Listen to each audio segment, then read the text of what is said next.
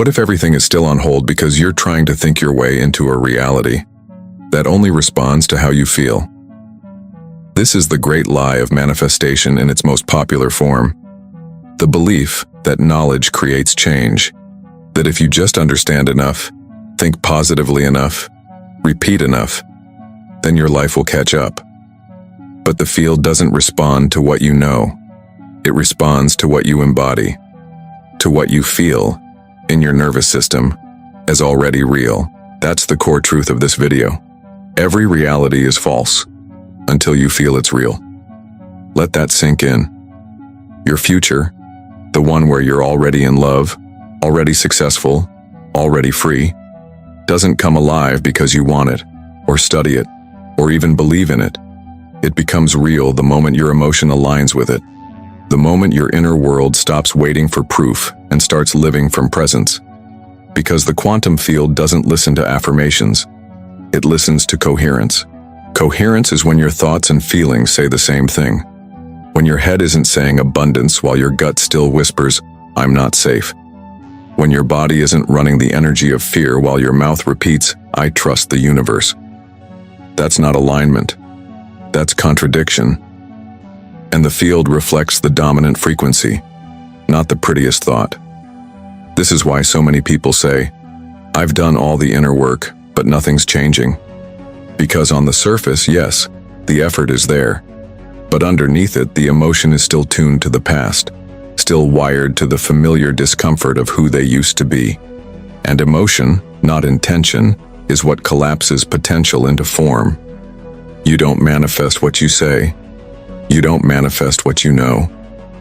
You manifest what you feel as already true. So what are you actually feeling most of the time? If you're still hoping, still doubting, still checking the mirror of reality for signs, then your dominant frequency is still tied to waiting.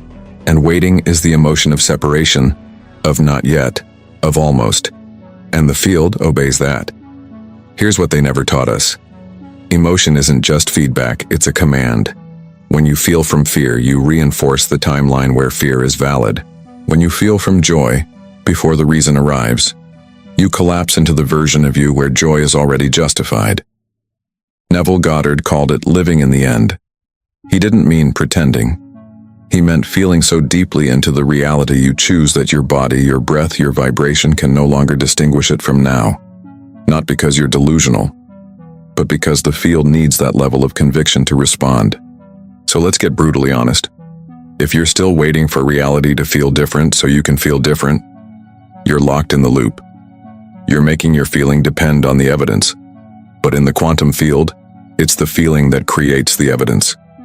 This is why some people seem to manifest effortlessly, not because they're lucky or special, but because they've trained their emotional body to lead reality, not follow it. They feel the reality first, and reality rushes to match it, and you can do the same. In the next chapter, we'll explore the exact mechanics behind this. You'll learn how emotion becomes the language the quantum field understands, and why your body is the bridge between desire and reality.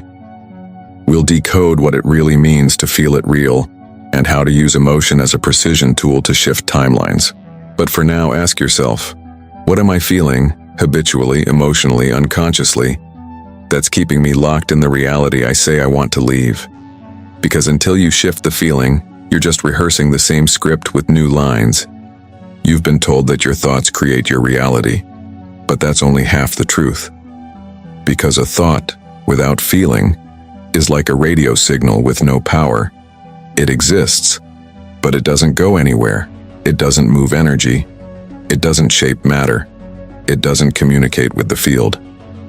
But when a thought is fused with emotion, real, embodied, coherent emotion, it becomes a broadcast. And that broadcast is what collapses quantum possibility into physical form. Emotion isn't just a reaction. It's a signal, a vibrational frequency that instructs the field. In the quantum world, where everything exists in wave form until it's observed, it is emotion that collapses those waves into particles, into actual experience. You don't observe with your eyes, you observe with your state. And your state is always being defined by what you're feeling, not just what you're thinking. This is why emotion is not secondary. It's the selector. It's what tells the quantum computer of the universe which version of reality you're tuned to. Let's go deeper into the science. Every thought you think creates a chemical signal. If that thought is neutral, the chemistry is weak, a background process. But when that thought is charged with emotion, especially strong emotion like joy, fear, gratitude, shame, it creates a cascade of hormones, neurotransmitters, and electromagnetic energy. This doesn't just affect your body. It affects your field. According to Dr. Joe Dispenza, when your heart and brain enter a state of coherence, meaning they're emotionally aligned, your electromagnetic field becomes measurable, organized, and expansive. You're no longer just a body, you're a beacon. And what you emit in that state is what begins to shape your next moment. Bruce Lipton takes it further. He shows that your emotional state literally changes your biology. Genes turn on or off depending on your dominant feeling. You're not just feeling for the sake of spiritual mood management. You're actively reprogramming your cells, your brain waves, your future. And that's not all. Emotion has direction. When you feel something deeply, your energy isn't just staying inside you. It's reaching out, radiating. Think of it like a sonar ping, bouncing off the quantum field, returning with a match. That match may be a conversation, an opportunity, a breakdown, a miracle. But it didn't show up because you thought it hard enough. It came because you felt it real enough. This is what Neville Goddard meant when he said, "Feeling is the secret." He wasn't being poetic. He was describing the mechanism. Feeling is the signature that validates a thought as true, not to your mind, but to your subconscious, and therefore, to the field. Because the field mirrors you, not your goals, not your vision board, not your good intentions, but your current frequency. And that frequency is driven by one thing: emotion. But not just any emotion. What matters most is the emotional baseline, the feeling you return to when you're not performing. That's what the field reads. That's what your body is broadcasting 24/7. Not the peak moments when you say, "I am grateful," but the consistent feeling tone of your inner world. Are you vibrating from lack, or from fullness, from waiting, or from knowing, from anxiety, or from calm certainty? Because whatever you feel most often is the reality your system is tuned to, and the field doesn't argue. It doesn't care what you wish to feel. It reflects what you actually hold. Here's the radical shift. You don't need more techniques. You need emotional alignment. You don't need to think better thoughts. You need to feel the truth of the new you, now, and you don't need the evidence to feel it. You need to feel it to create the evidence. This is not delusion. It's design. It's how quantum potential collapses into physical form, and the interface between potential and form is you, your body, your heart, your nervous system. That's the machinery. That's the transmitter. Your feelings aren't fluff. They are the dashboard, the control panel of your timeline. So the question becomes, what feeling are you loyal to? And is that feeling pointing you toward the past or pulling you into the future? In the next chapter, we'll explore how most of us have been emotionally trapped, not by current reality, but by past emotion. You'll see how your body memorizes old frequencies and keeps recycling timelines, not because you're broken, but because you haven't taught it a new feeling. Yet. Because once you do, everything changes. It's one of the most frustrating things in the world, knowing exactly what you want, doing the work to change, setting new intentions, and still ending up back in the same patterns, same outcomes, same emotions. And you start to wonder, what am I doing wrong? The answer is rarely about your goals, your strategy, or even your mindset. It's about your emotional memory. Most people aren't living in the present. They're living in an emotional echo, reliving feelings from 5, 10, 20 years ago. Not because they want to, but because their body learned those feelings so well, they became familiar. And what's familiar becomes home, even if it hurts. This is what we call the emotional inversion, the habit of feeling from the past while trying to create a new future. You want to shift timelines, but your nervous system is still tuned to what happened before, the betrayal, the failure, the disappointment. So your subconscious says, this is who I am, this is how I feel, this is what's safe. And the field responds, not with what you want, but with what you've practiced feeling. Because here's the truth most people never confront. You're not feeling what's real. You're making real what you feel. The moment your body goes into a familiar emotional state, stress, anxiety, frustration, unworthiness, it sends out a signal. That signal becomes your vibrational address. And life, like a cosmic GPS, routes everything toward you based on that signal. You don't attract what's good. You attract what's active. And what's most active for most people is the past. You wake up thinking about your goals, but your emotions are still tied to yesterday's fight, last month's letdown, or that childhood script that says, I always mess it up. So even when you visualize a better future, your body is broadcasting a different story, one that contradicts your desire. This is why the same patterns keep repeating. Not because you're cursed, but because your frequency hasn't changed. You're broadcasting the same identity while wishing for a new one. And the quantum field doesn't reward effort. It reflects alignment. If your heart still feels the old emotion, the field still delivers the old timeline. This is what neuroscience and spirituality both agree on. Your body doesn't know the difference between an emotion tied to a real-time experience and one triggered by memory or imagination. When you relive an emotional event, even in thought, your brain fires the same neurons, your body releases the same chemicals, and your field reactivates the same signal. So you're not reacting to what's happening now. You're reacting to what used to happen and calling it reality. This is the emotional prison that keeps people stuck.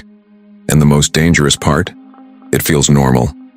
Because your identity has adapted to those emotions. Your sense of self is built around them. So even when something good happens, part of you resists it. Not because you don't want it, but because it doesn't match your internal signature. It doesn't feel safe. You self-sabotage, you delay, you hesitate. Not consciously, but emotionally. This is why the most powerful shift you can make isn't changing your vision board or repeating more affirmations. It's breaking the emotional loop that says, this is just how I feel, because that feeling isn't truth. It's a program, and it can be rewritten. But it requires a new type of discipline, not mental but emotional. You must become more loyal to the feeling of the future than the familiarity of the past. You must teach your body what it feels like to live in the new timeline before the evidence arrives. That's the inversion we must flip. You've been waiting for the new life to give you a new feeling, but the quantum truth is, you must feel the new life to receive it. Not once, not when it's easy, but every day, in advance, on purpose. And that's exactly what we'll do in the next chapter, where you'll learn a powerful emotional ritual that collapses the version of you you're calling in by teaching your body to feel it now. But before we go there, ask yourself, what emotions have I normalized that no longer belong to the version of me I'm becoming? And am I willing to release the emotional past, even if it's familiar, to finally feel the future? Because once you do, reality has no choice but to follow. There's a hidden doorway between where you are and where you want to be. It doesn't open with effort, logic, or even desire. It opens when your body begins to experience the future as if it were happening now. When your nervous system stops waiting for proof and starts broadcasting belief. When emotion stops being a memory and becomes a magnet. This is the moment where timelines shift. Not because something outside changed, but because you did. And that's what this chapter is about.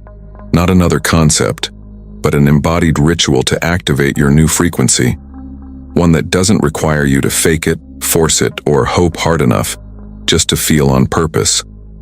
To collapse a new version of you not by visualizing harder, but by feeling deeper. Because here's the quantum truth. The field doesn't respond to what you think you deserve. It responds to what you emotionally accept as normal. And if you're still waiting for the external world to feel different before you allow yourself to feel different, you're delaying the collapse.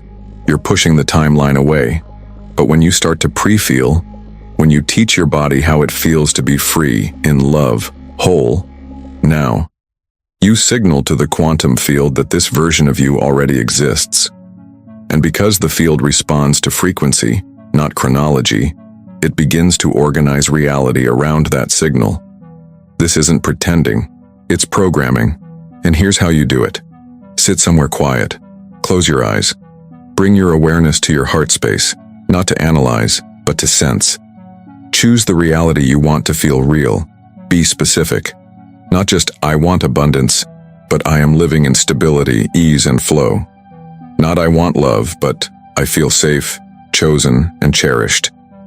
Now drop the words. Move into the feeling, not the thought of having it, but the felt sense of being it.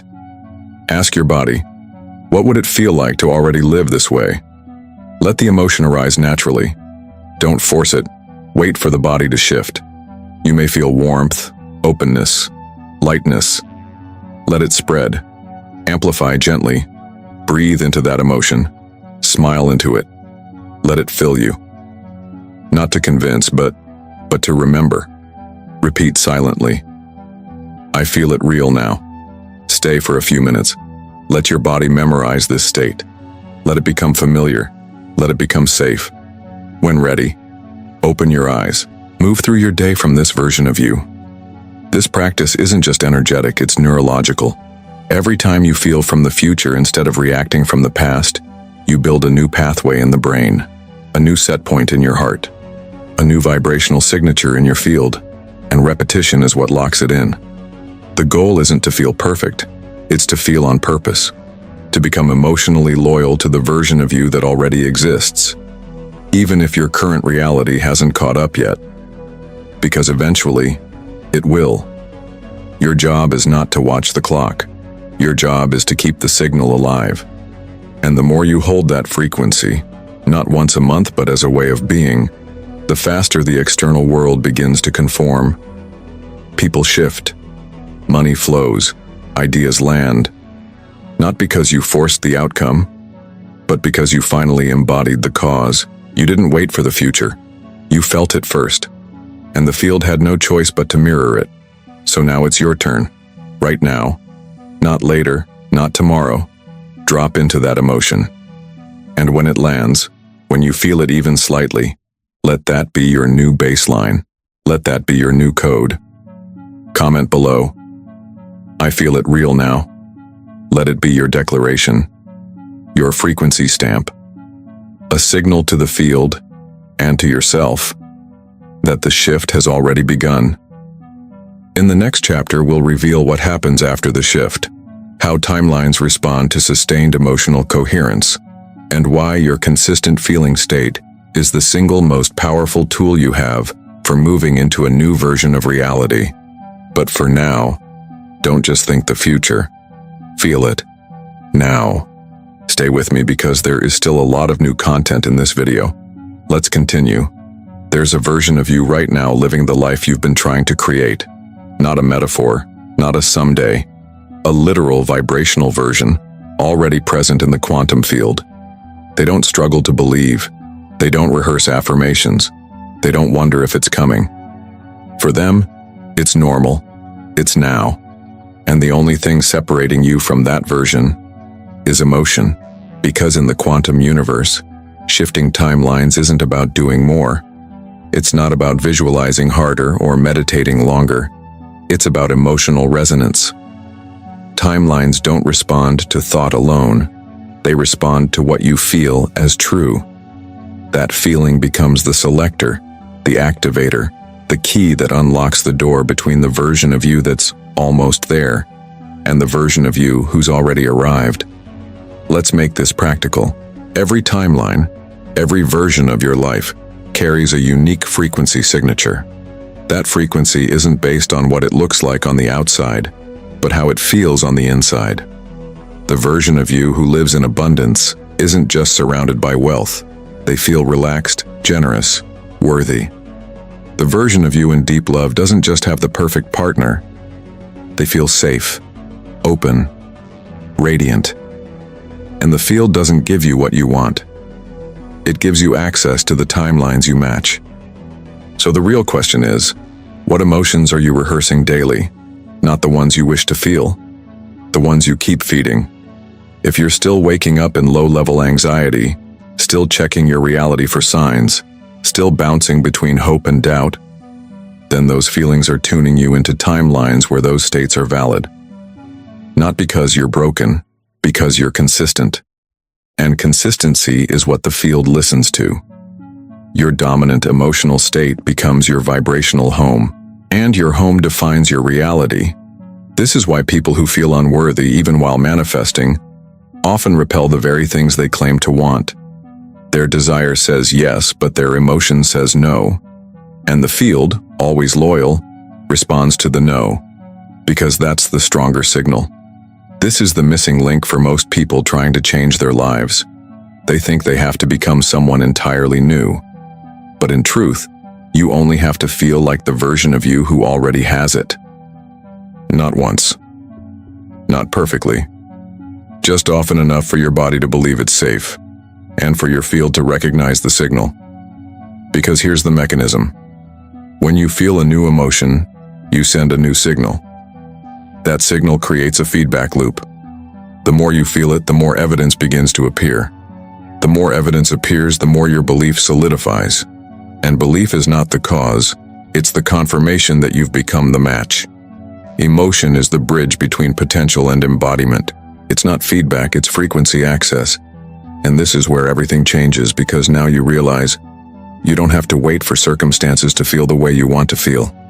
You can feel now, on command. And the moment you do, you begin to collapse into that timeline. The new version of you doesn't arrive, you arrive at them.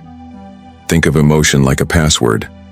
Each timeline requires a code to access, and the code is always emotional, not intellectual, not conceptual. You can understand everything about abundance and still not live in it, because you've never given your body permission to feel abundant. You're holding the key in your hand, but refusing to turn the lock. So how do you shift? You stop waiting for evidence. You start practicing the feeling. You become emotionally loyal to the version of you that lives the life you want, not by performing, but by choosing it again and again, until your body forgets the old normal. And when it does, something strange happens. You stop needing the shift and it arrives. You stop checking the mirror, and it reflects you. You stop proving, and people feel your presence. Because the field no longer sees you as someone becoming. It sees you as someone being. And being is what bends timelines. This is not a motivational idea. It's quantum reality. You don't need to force the outcome. You need to stabilize the state. And the state is emotional.